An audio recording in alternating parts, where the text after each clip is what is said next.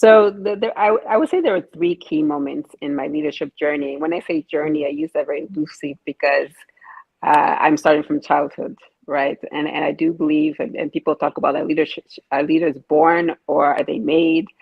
Oh yeah. Whichever it is, the leadership skills again are not learned from books, and they start in childhood.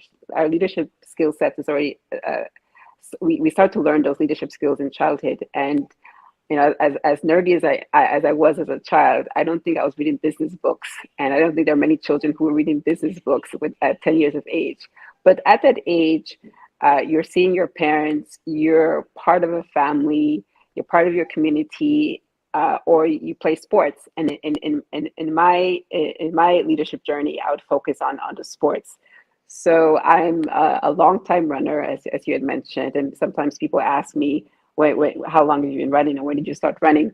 I don't even remember. I just remember stories of my dad telling me that even before the age of 5, because I had so much energy, he would take me to the nearby baseball field, and he would start running, and I would just tear after him as fast as my little legs would carry me. And that's how my journey began.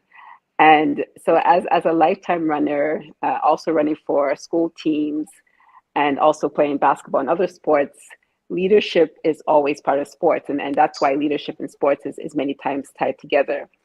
And there are team sports, but running is a very lonely sport. So, and leadership can also be, being a leader, especially a top leader, can also be very lonely. So some of the skill sets I learned during running around discipline, self-discipline, getting up at 4:30 in the morning to go running without anyone telling me I have to do it, or setting my personal goals, or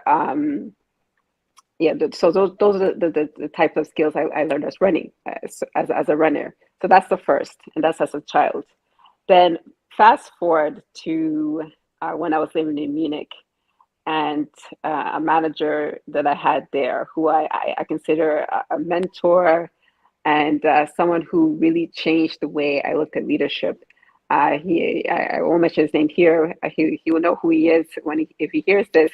But he's Dutch, and if you know the Dutch are very forthright in how they speak. They just speak their mind. And I tend to be much more diplomatic in the way that relate with people. So it was just interesting for me to watch, and I was 35, 36 at the time, to watch how someone was able to handle different situations in their forthrightness, and with the end goal in mind, and really saying, I don't really need you to like me, but I need you to do what you need to do to serve the customer.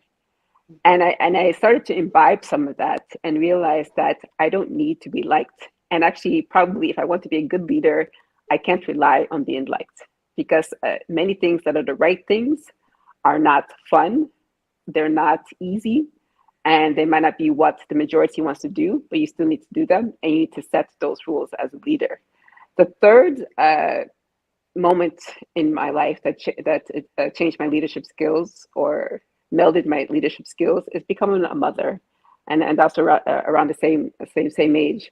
So one of the things that same manager had told me when I told him I was pregnant was that you'll see that when you have children, becoming a parent will influence your leadership style. And I really have seen that the way that I treat my children is many times skill sets I transfer over to my colleagues, and vice versa.